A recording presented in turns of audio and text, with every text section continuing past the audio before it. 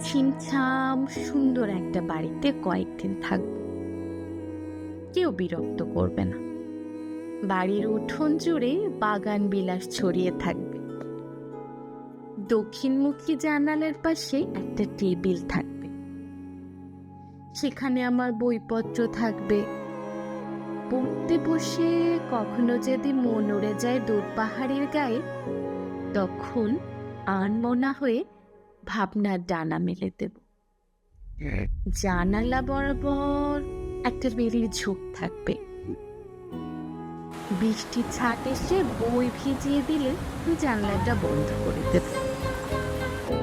আর অনেকগুলো সাদা কবুতর পালব। বাড়িটার পেছন দিকটায় খানিক দূরে একটা নদী থাকলে ভালোই হবে। কখনো কখনো নদীর পাড়ে বকুল তলায় বসে দুনিয়ার সমস্ত ঝঞ্ঝাট থেকে মনে আরাম দেওয়া যাবে। কোনো ফোন কল, কোনো মেসেজ বা নোটিফিকেশন কিছুই সেখানে থাকবে না।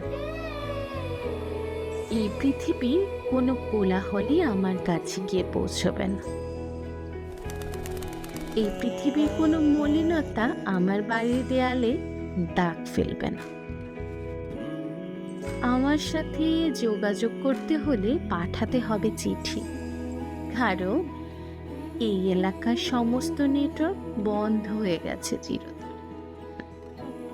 এমন একটা জায়গার জন্য আমার হৃদয় প্রতিদিন কাঁদছে।